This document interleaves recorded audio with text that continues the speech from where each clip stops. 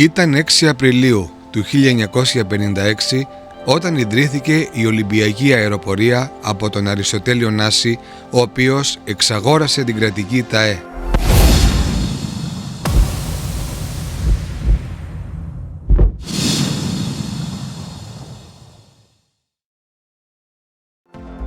Η ιστορία των αερομεταφορών στην Ελλάδα ξεκινάει το 1930 με την ίδρυση της πρώτης κρατικής αεροπορικής εταιρείας με την επωνυμία Ελληνική Αεροπορική Εταιρεία Ίκαρος. Μετά τη χρεοκοπία της εταιρείας, λίγο αργότερα, ιδρύεται η Ελληνική Εταιρεία Εναέριων Συγκοινωνιών. Το 1935 ιδρύεται η πρώτη ιδιωτική αεροπορική εταιρεία, η ΤΑΕ, Τεχνικές Αεροπορικές Εκμεταλλεύσεις. Το 1947 ιδρύεται η ΕΛΑΣ, Ελληνικές Αεροπορικές Συγκοινωνίες, και η ΑΜΕ, Αεροπορικές Μεταφορές Ελλάδος, ακολουθώντας πορεία παράλληλη με την ΤΑΕ. Το 1951 αποφασίζεται η συγχώνευσή τους εξαιτίας της κακής πορείας και των τριών σε μία, την Εθνική Ανώνυμη Εταιρεία. Ακολουθεί όμως μία δύσκολη πορεία με πτώση της επιβατικής κίνησης. Αυτό έχει σαν αποτέλεσμα την απόφαση εκαθάρισης της εταιρείας με σκοπό την πώλησή της.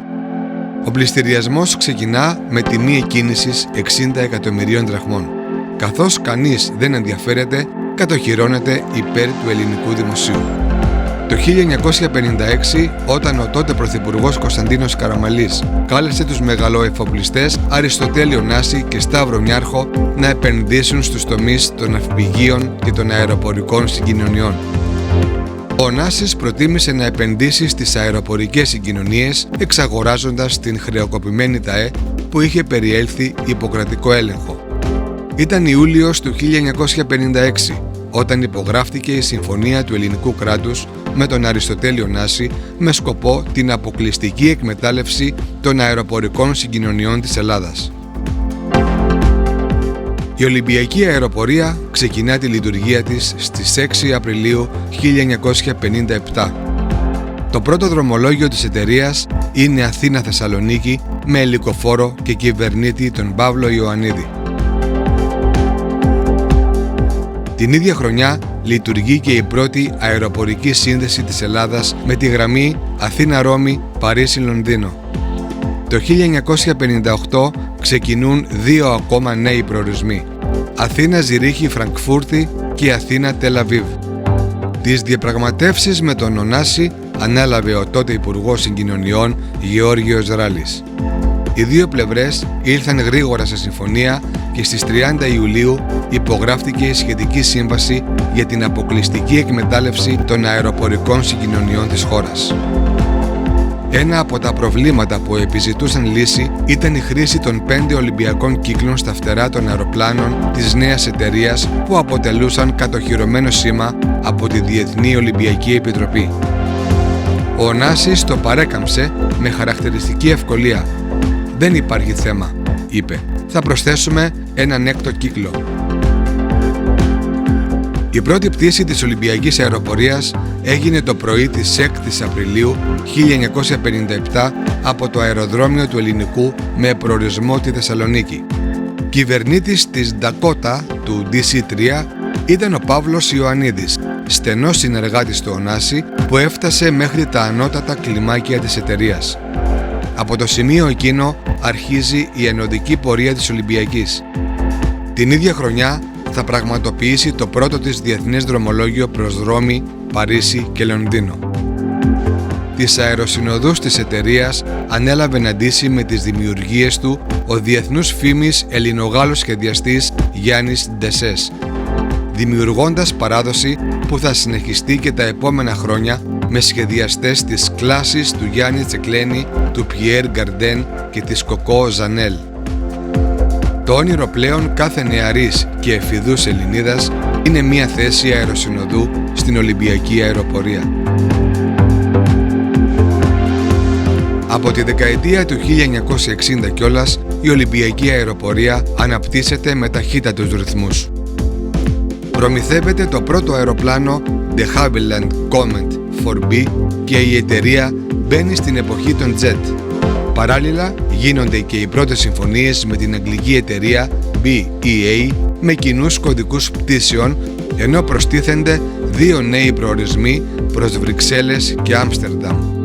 Το 1962 αγοράζονται 3 τζετ de Havilland Comet 4-8. Το 1965 λήγει η τετραετή συλλογική σύμβαση εργασίας των ΝΑΣΗ και της ΟΣΠΑ. Επιχειρείται να υπογραφεί η νέα σύμβαση με νέους όρους και σύγχρονες συνθήκες εργασίας, στοιχεία τα οποία θα προκαλέσουν αντιδράσεις και θα επιφέρουν συγκρούσεις ανάμεσα σε εργαζομένους και εργοδοσία, με αποτέλεσμα να κηρυχθεί η λεγόμενη πανολυμπιακή απεργία. Τελικά τα αιτήματα των εργαζομένων ικανοποιήθηκαν. Η ενωδική πορεία της εταιρείας συνεχίζεται και γίνονται οι πρώτες παραγγελίες σκαφών τύπου Boeing 707-320. Τον Ιούνιο του 1966 ξεκινούν οι πρώτες απευθείας πτήσεις για Νέα Υόρκη. Το 1968 ανοίγουν οι πρώτες γραμμές για Ναϊρόμπι και Johannesburg, ενώ παραλαμβάνονται και τα πρώτα Boeing 727-200, τα οποία εκτελούν πτήσεις με ευρωπαϊκούς προορισμούς. Το 1969 ανοίγουν οι γραμμές για το Μόντρεαλ του Καναδά. Τα χρόνια που θα ακολουθήσουν, η ανάπτυξή της είναι αλματώδης και τα λίγα δυστυχήματα που καταγράφονται στο παθητικό της δεν θα αμαυρώσουν τη φήμη της.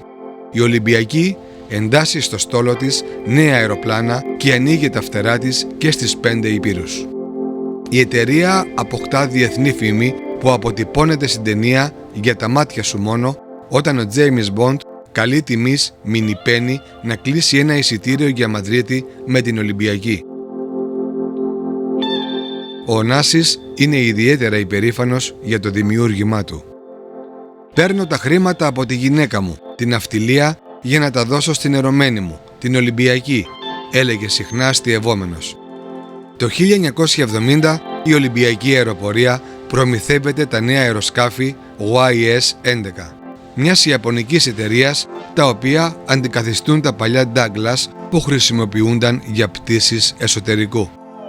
Από τα μέσα της δεκαετίας του 1960 ήδη και μέχρι τα μέσα του 1970, πολλοί διάσημοι Έλληνες και ξένοι σχεδιαστές αναλαμβάνουν να σχεδιάσουν τις στολές των αεροσυνοδών, ενώ πολλοί διάσημοι ξένοι επιλέγουν την Ολυμπιακή Αεροπορία για τις μετακινήσεις τους από και προς την Ελλάδα. Στις 2 Αυγούστου του 1971 ιδρύεται η Ολυμπιακή Αεροπλοεία ΑΕ από τον Αλέξανδρο Ωνάση. Σκοπός της εταιρείας αυτής είναι η εξυπηρέτηση των μικρών νησιών της Ελλάδας. Παράλληλα, δημιουργούνται νέες γραμμές προς Μιλάνο και Ντίσελντορφ. Στις 3 Μαρτίου 1972 πραγματοποιείται η πρώτη πτήση προς το Σίδνεϊ της Αυστραλίας με ενδιάμεσους σταθμούς τη Σιγκαπούρη και την Μπαγκόγκ. Τον Ιούνιο του 1973 αγοράζονται τα πρώτα Boeing 720-051B και 747-200, τα λεγόμενα Jumbo. Με ένα από αυτά θα πραγματοποιηθεί το παρθενικό δρομολόγιο της Νέας Υόρκης. Το 1974 η Ολυμπιακή Αεροπορία ξεπερνά κάθε προσδοκία, σημειώνοντας ρεκόρ μεταφοράς επιβατών 2,5 εκατομμύρια, από τους οποίους 790.000 στις πτήσεις του εξωτερικού. Στις 22 Ιανουαρίου 1973 συμβαίνει κάτι που θα αλλάξει ριζικά την πορεία της Ολυμπιακής Αεροπορίας. Ο θάνατος του Αλέξανδρου Ωνάση σε αεροπορικό δυστύχημα θα αποτελέσει την αρχή του τέλους για την εταιρεία. Λίγους μήνες αργότερα, ο Αριστοτέλης Ωνάσης πουλά την Ολυμπιακή Αεροπορία στο ελληνικό δημόσιο και το 1975 πεθαίνει.